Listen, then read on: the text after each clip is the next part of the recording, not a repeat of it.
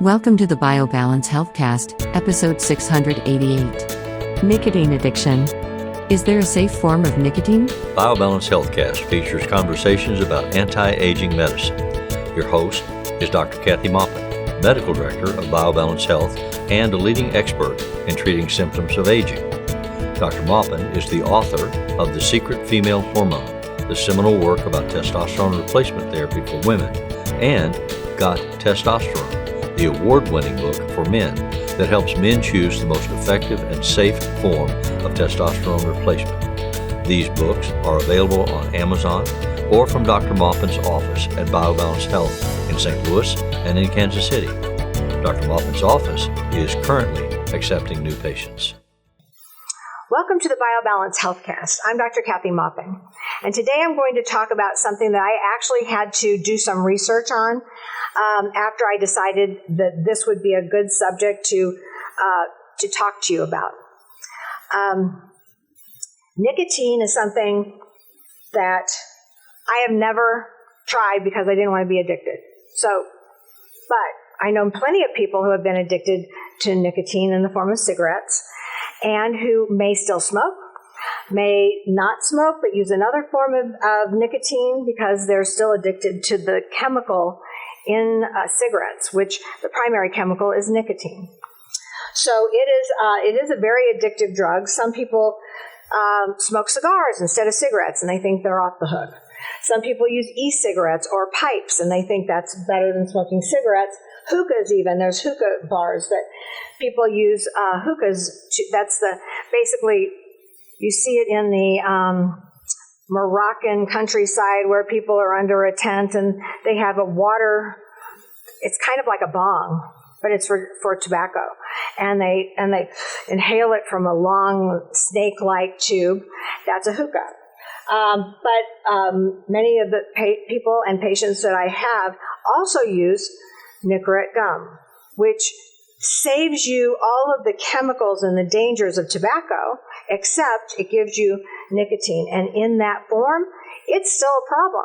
Even though you don't think it might be a problem, it still is. And it's still dangerous for some very deadly diseases. So I'm going to go over that today.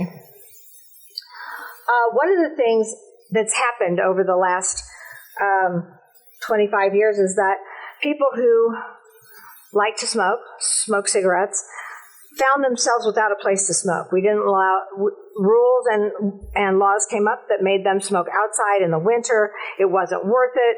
So they changed their form of nicotine or their form of addiction. Many people have gone to counselors who will hypnotize them and to stop smoking, and many times it works, sometimes it doesn't. They've gone to acupuncturists to help them not stop smoking because they really want to. The only thing that won't happen is if you don't want to do without your nicotine, there's nobody who's going to make you do it or scare you enough to do it. So I'm not trying to do that. I just think you need to know the facts. And many people who are watching this don't smoke and don't use nicotine in any form. But they know people who do, and they love people who do. And they're worried about people who use nicotine and use cigarettes or pipes or cigars even. I mean, honestly, guys come and go, I don't smoke except cigars, and it depends on how many cigars you smoke that determines how much nicotine you get. So, the thing that comes, all of the alternatives except Nicorette gum, all the other types have been linked to mouth cancer, lung cancer, and every other form of cancer, including bladder cancer. And that is because tobacco contains poisons. Now, the poisons that are in tobacco, that are in any of those tobacco forms that I talked to you about, you would never put on your skin. Well, maybe on your skin, but you'd never inhale it, you'd never eat it, and you never give it to one of your children. One of the poisons, the first poison by alphabet, is acetone. Acetone is nail polish remover. So you're inhaling nail polish remover as it burns. The second is arsenic. Arsenic. In murder mysteries, everybody kills people with arsenic if they're poisoning them. It's a big deal. Arsenic is a poison, and it accumulates in your body. Benzene. Benzene is a solvent. It's an ingredient in gas and fuels, but when I was in chemistry class, we dissolved things with benzene, but benzene had to be, believe it or not, under a hood, so that all of the fumes from the benzene were then put through a carbon or charcoal filter before the air went outside. That's how dangerous it is. And every time you light up a cigarette, it's in there. It's a solvent going into your lungs. How can that be good? Another form, all of these cause cancer.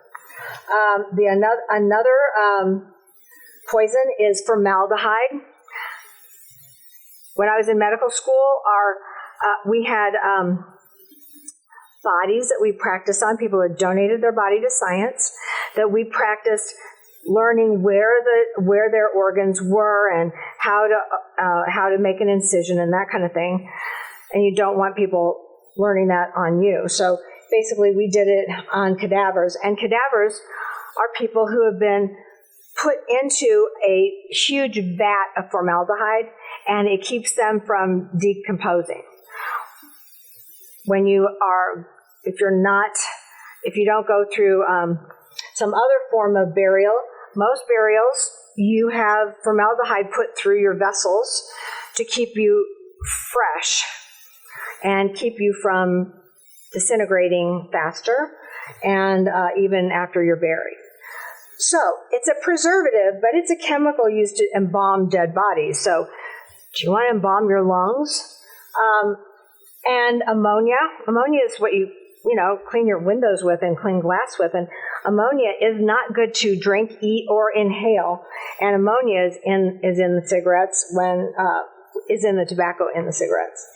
Lead. Lastly, lead. Lead is a deadly toxic chemical that actually collects in your body you will be able to get rid of some lead that's in your body over time, but if you're putting it into your body faster than you're getting it out, then you're accumulating lead. Lead causes dementia, it causes psychosis, neurologic damage. It generally hits the brain. Okay, so that's all of the poisons that are in tobacco. So no adult in their right mind would actually put these into their body unless they were addicted to the form of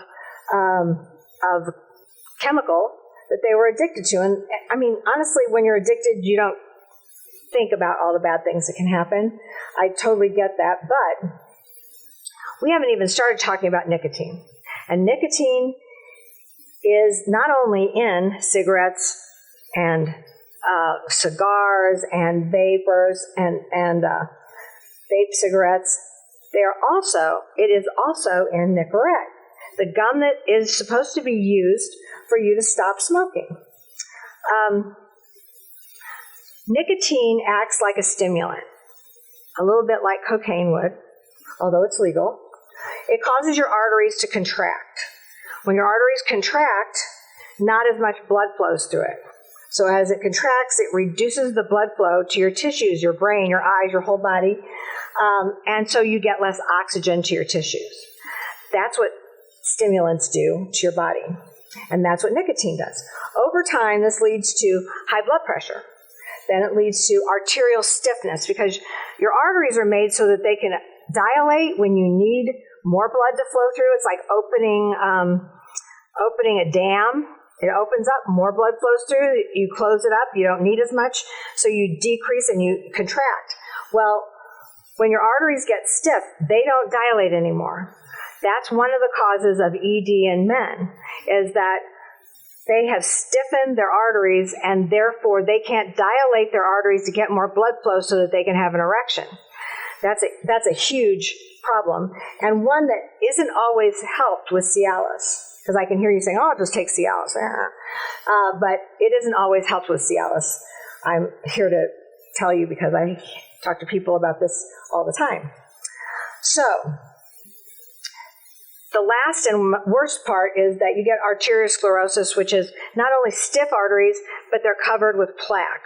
And the plaque causes pieces can come off and flow downstream and then get stuck in a heart artery, and then you have a heart attack. The muscle dies. That's what a heart attack is. Part of your very vital muscle is dead, and so you can't pump as well. So arteriosclerosis is then followed by a heart attack or a stroke. Part of your brain dies when you have an embolization, or the vessel just can't put enough blood to send enough blood to the area that you need it to, and then that area dies of no oxygen. So many people addicted to nicotine and cigarettes try other forms because they're still addicted, but they don't want to be called out by their family, or they don't want to admit that they're actually addicted to nicotine. And they don't want to have the other chemicals that I discussed in their body. So they attempt to lower their nicotine by using something different. So let's talk about milligrams of nicotine. Let's just pretend we've already talked about the poisons. In cigarettes, an average of 10 to 12 milligrams of nicotine is delivered in one cigarette. But if you aren't just like inhaling like that, you only get a couple milligrams inhaled. A pack of cigarette delivers approximately 28 to 30 milligrams. So we used to talk about, in medicine, smokers are talked about like, how much do you smoke? We write 10 pack years. That means 10 years of a pack a day smoker. It doesn't mean 10 times 1. It means 10 years of one pack a day. So 10 years of 28 to 30 milligrams of nicotine. And you've seen smokers, their skin's bad. They don't get good blood flow to their skin. They don't exercise as much because they cough and their lungs have been damaged. They can't deliver enough oxygen for them to actually exercise. So just remember that a pack of cigarettes delivers about 28 milligrams of nicotine. Now, one cigar delivers about 15 milligrams. So one cigar, average size, not the big ones, not the little ones, average size is about 15 milligrams. An e-cigarette, 15 milligrams. Although, and that still can have the poisons in it. A pipe, holy moly. I used to know people who actually smoked pipes, and they had 58 milligrams of nicotine in every fill of their pipe. That's the biggest. That's the highest. So I just lost my my page here. So just give me a second. And then a hookah is about 1 milligram per puff, but nobody just does one puff. So they just sit there and they smoke it just like it was a cigarette. So just remember those numbers. Now, let's say you want to try to stop and you're going to take Nicorette gum. Nicorette gum should be given for a short period of time, no more than 2 months, and usually just 2 weeks. And it should be started every time you feel like you're going to light a cigarette, you chew gum.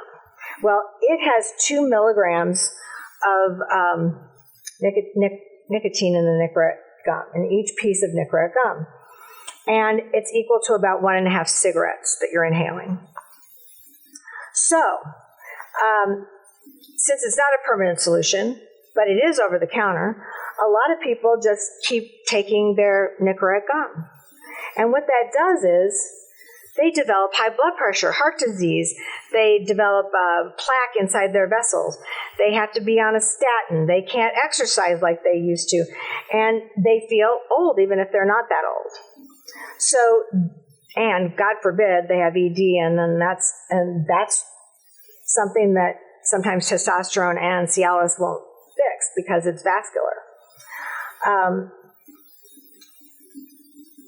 I've been told that 30 pieces of Nicorette gum is the highest amount that you can have in a day. That's 60 milligrams. That's the same as pipe tobacco or 2 packs of cigarettes. So I know people who use that much. And it's better than taking in all those poisons into your body, but it is not better than not smoking. It's really hard to stop any addiction, and you need to go to a professional to help you stop.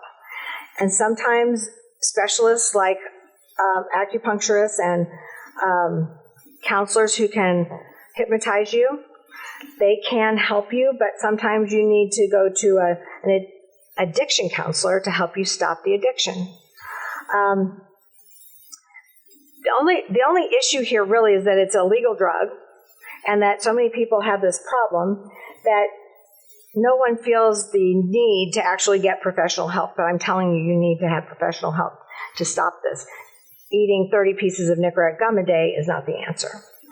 So it's a stopgap measure. So now you know what's in a cigarette and why it's not good for you. And I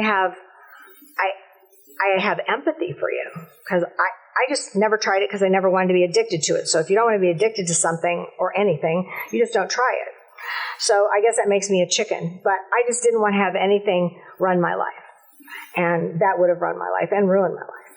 So please get help for any kind of tobacco or nicotine that you are taking. And even if you don't think you're addicted, you probably are. Otherwise, you wouldn't do that to yourself. I want people to be healthy and have a long lifespan as health span, and then a very short time before we pass on to the next world. So please do yourself a favor and stop smoking and stop using nicotine. Email your questions or comments to podcast@biobalancehealth.com. You can find the BioBalance Healthcast on iTunes and on YouTube.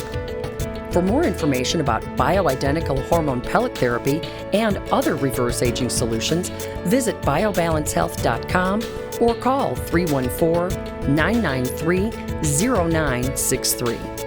You can find Dr. Maupin on Twitter @Dr. Kathy Maupin and on Facebook at facebook.com/biobalancehealth.